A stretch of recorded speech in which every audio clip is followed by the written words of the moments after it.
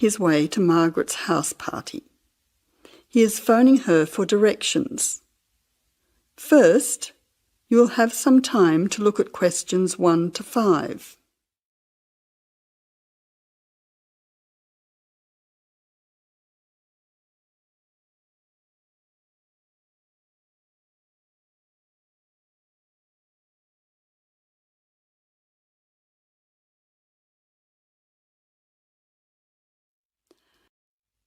Now listen carefully and answer questions 1 to 5. Jack has got lost on his way to Margaret's party. He is phoning her for directions.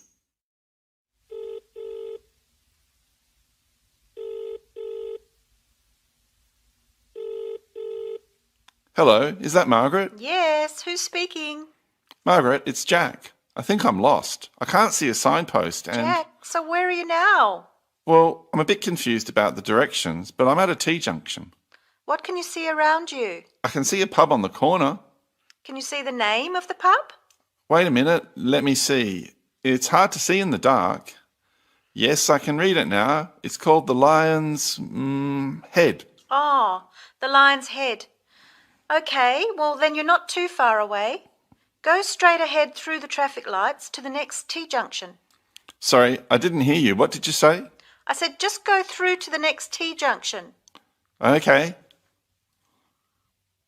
Now what?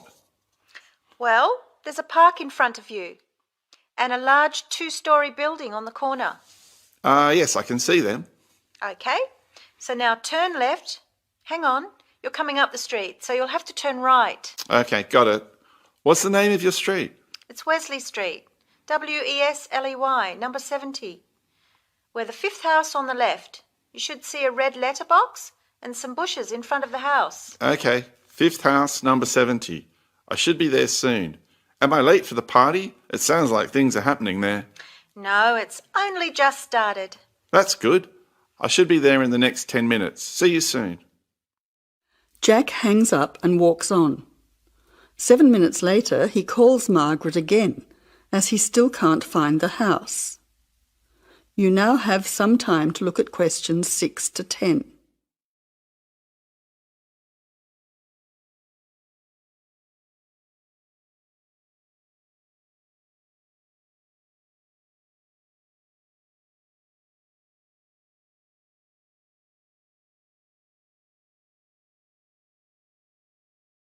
As you listen, answer questions 6 to 10.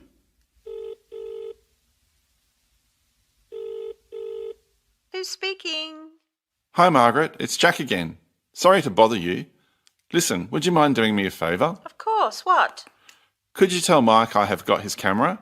I've tried to send him a text message, but it's not going through. Oh, he's not here yet. Oh dear, he said he'd be there early. He might be lost too. Okay, I'll call him. What's his number? 0482 563379. Oh, so that's 0485. No, 0482 563379. Okay, I'll call him right away. But where are you now? Well, I'm in your street, but I still can't find your house. I can't see the numbers very clearly, or a red letterbox. It's pretty dark. I thought you said it was easy to find. Oh, okay, wait there. I'll come outside and get you. All right then, and don't worry about calling Mike. I'll try to call him now. Hang on, there's someone coming down the street. It looks like Mike. Oh, and I can see the letterbox now. It was hidden behind a bush. See you soon.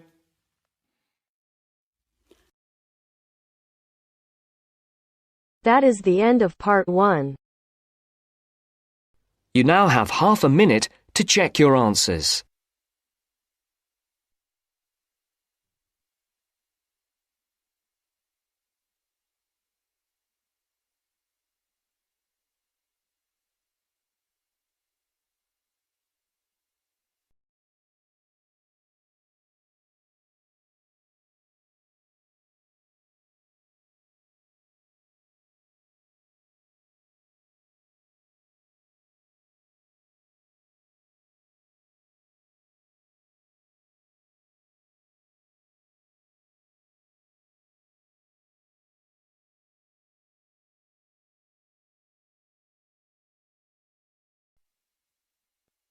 Now turns to Part 2. Part 2. You will hear the overseas student officer talking to some new students about the arrangements for an excursion to Ironbridge. First, you have some time to look at questions 11 to 15.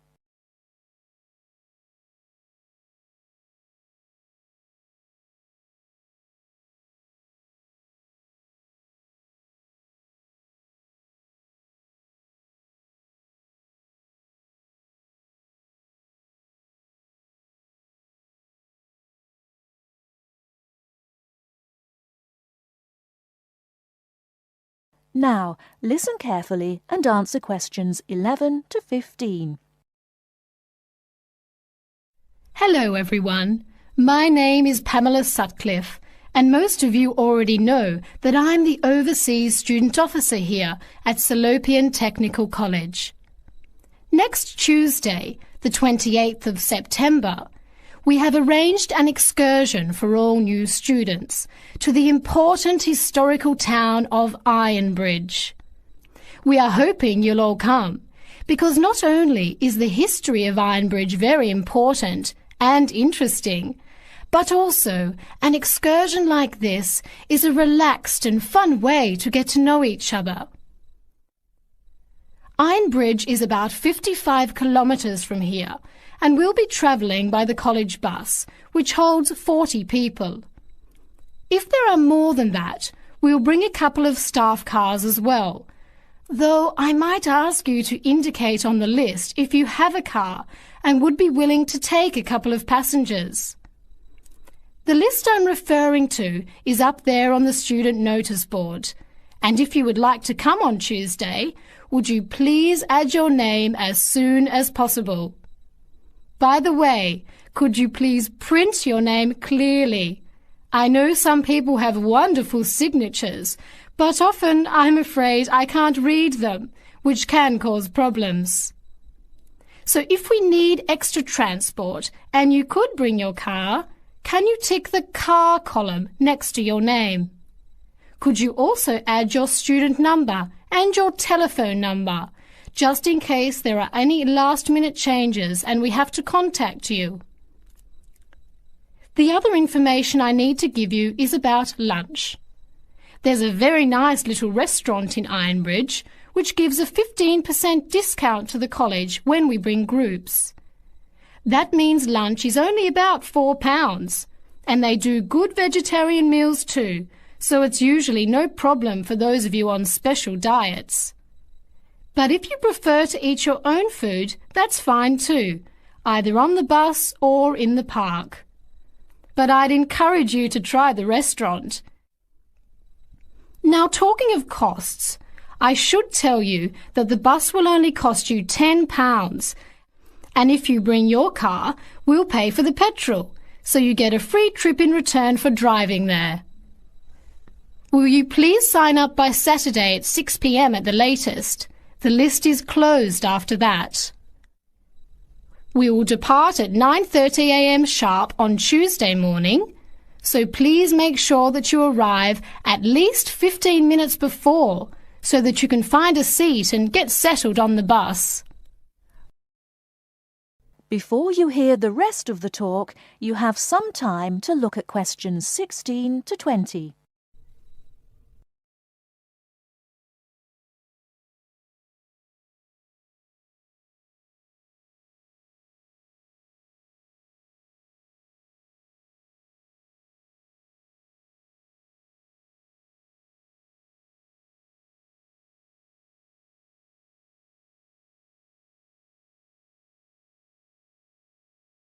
Now listen and answer questions 16 to 20. The college bus garage is behind the engineering workshop. It's quite easy to find. If you come here to the Student Union building, then walk east down the avenue until you get to the childcare centre on your left, and then turn left and walk past the sports centre and the tennis courts, which are both on your left. Cross over Central Square, and opposite you is the engineering workshop. Walk around the back and you'll see the bus.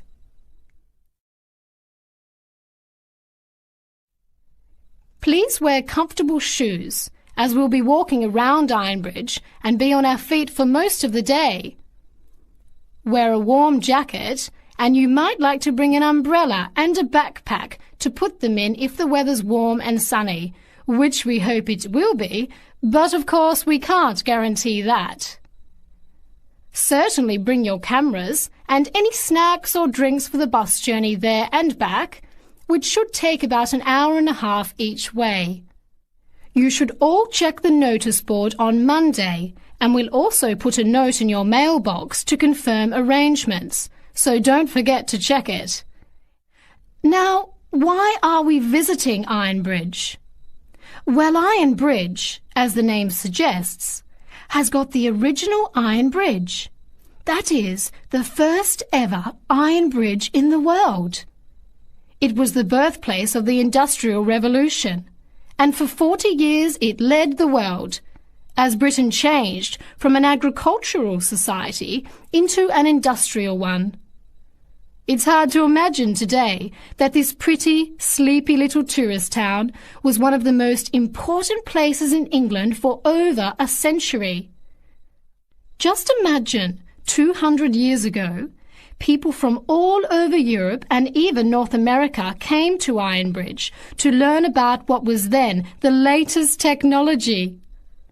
Today it is listed as a World Heritage Site by the United Nations, as they consider the unique collection of industrial monuments, rank it alongside the Grand Canyon, the pyramids, and the Great Barrier Reef. One place that's fun to visit is Blist Hill, which is a reconstruction of a small Victorian industrial town where people are working and living as they did 100 years ago. I hope you'll enjoy the day. It's been a very popular excursion in previous years, so I'm looking forward to going again next Tuesday. Now don't forget to put your name on the list as soon as possible. That is the end of part 2. You now have half a minute to check your answers.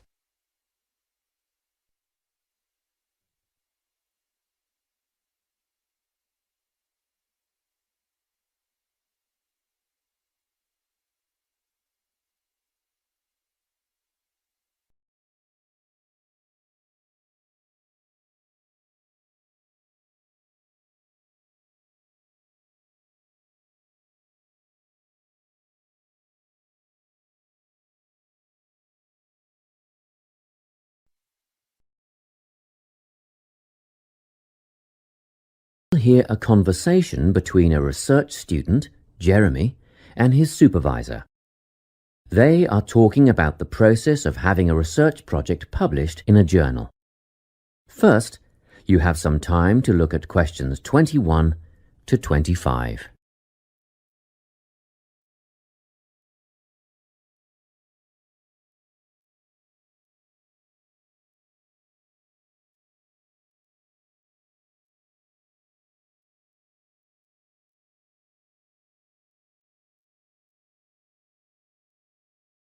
Listen carefully and answer questions 21 to 25.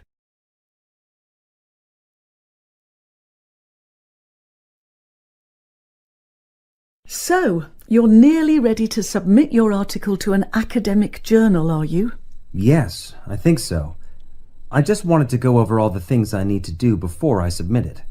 And then I wanted to go over the submission process with you. Great. So, firstly, you need to write an abstract. Make sure it's short and concise. Of course. I forgot all about that.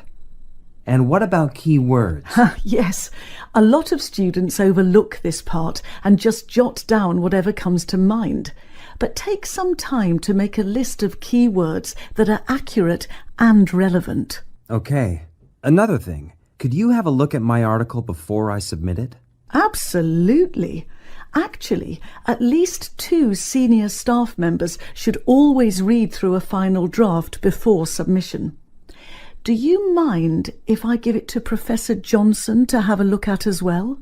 Not at all. I'd be glad to have the feedback. Do you know which journal you want to submit to yet? Not yet. I have a short list of about 3 that I'm interested in. Make that decision soon, because you'll need to adjust your article so that it matches the style guide of the journal you are submitting to. I bet that can take a while. Yes, but after that you are just about ready to submit. One more thing, you'll have to sign the copyright form, just confirming that it's your own work, and then you're good to go. Before you hear the rest of the conversation, you have some time to look at questions 26 to 30.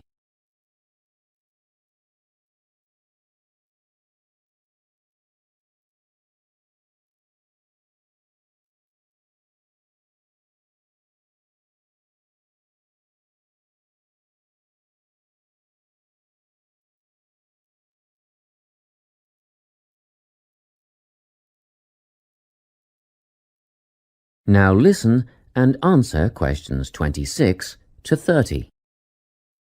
Now, the submission process. How does it work exactly? Well, the first thing is to just send it off. You've got to send in the manuscript before anything else can happen. Sure. And then should I call to check if they have received it? No need for that, no. All you have to do is just log on to your email regularly, because you will get a submission confirmation once they have processed the manuscript. And that will have comments on what they thought of it? No comments yet. That email is just to let you know they have received it. The next stage is what is known as peer review. This is when experts in the field review your manuscript and decide whether to accept it. They'll never accept me. I'm only a master's student. Don't worry about that, Jeremy. It's all done through a double-blind method. That means that whoever reads your manuscript has no idea whether you are a grad student or a Nobel Prize laureate. They'll only be judging your work, not you. Well, that's good to hear. And then what, once they've made their decision? Well, there are 4 possible outcomes. You might get an acceptance, but a first-off acceptance is very, very rare. Don't pin your hopes on it. You could also get a rejection, but these don't happen very often either. I don't think this will be a problem. What do you think I'll get? If you're very lucky, you'll get a conditional acceptance. This means that they've accepted the article and it will be published, but you need to tweak a few things first. A sentence here, a heading there, nothing major. That sounds good. But to be honest, you will probably end up with a revise and resubmit. This means they are definitely interested, but you will need to rework the paper before it's accepted. The necessary changes will be outlined by the reviewers. Okay. So I just fix the things that need changing and present it again? Yes, but include a cover letter that discusses the changes you have made. The same goes for a conditional acceptance, actually. It helps the reviewers see that you've taken their criticism seriously. That is the end of part 3. You now have half a minute to check your answers.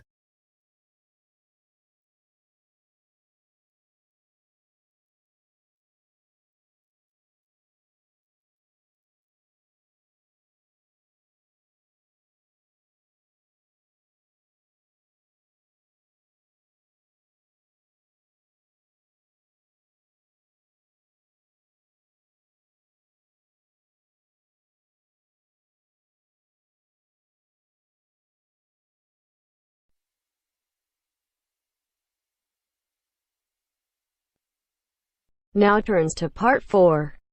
Part 4. You will hear a speaker giving a talk about some recent research about unusual life forms. First, you have some time to look at questions 31 to 40.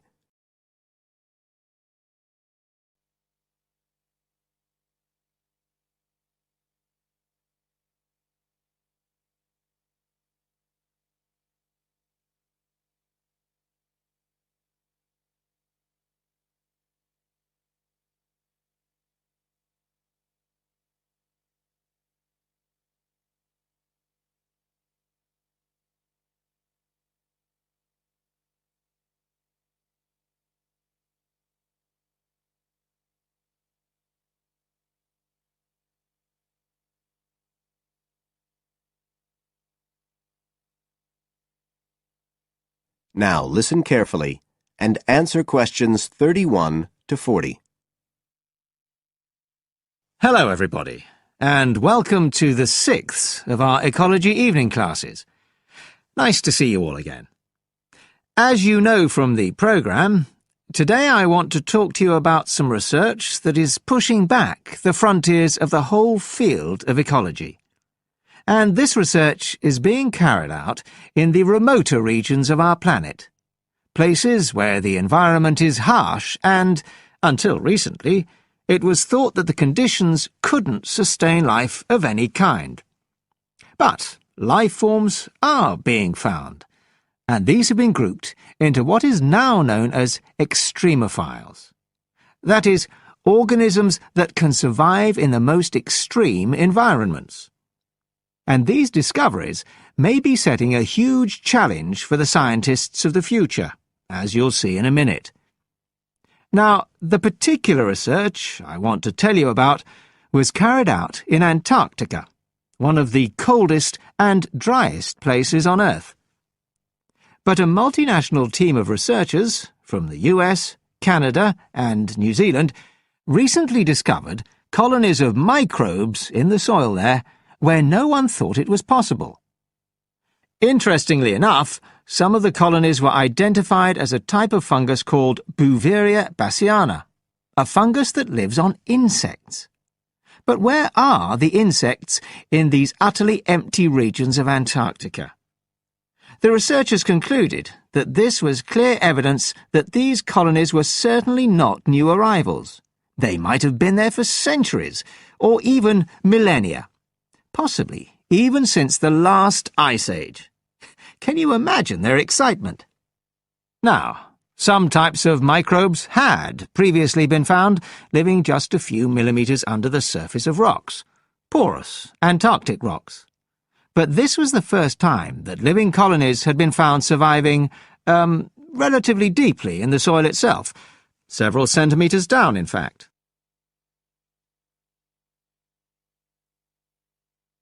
So, the big question is, how can these colonies survive there? Well, we know that the organisms living very near the rock's surface can still be warmed by the sun, so they can survive in their own microclimate. And this keeps them from freezing during the day. But this isn't the case for the colonies that are hidden under the soil. In their research paper, this team suggested that the very high amounts of salt in the soil might be the clue, because this is what is preventing essential water from freezing. The team found that the salt concentration increased the deeper down they went in the soil. But while they had expected the number of organisms to be fewer down there, they actually found the opposite. In soil that had as much as 3,000 parts of salt per million, relatively high numbers of microbes were present, which seems incredible. But the point is that at those levels of salt, the temperature could drop to minus 56 degrees before frost would cause any damage to the organisms. This relationship between microbes and salt, at temperatures way below the normal freezing point of water, is a really significant breakthrough. As you all know, life is dependent on the availability of water in liquid form, and the role of salt at very low temperatures could be the key to survival in these kinds of conditions.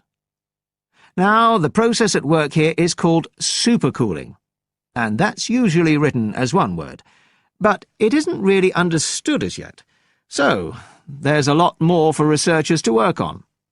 However, the fact that this process occurs naturally in Antarctica may suggest that it might occur in other places with similar conditions, including on our neighbouring planet, Mars.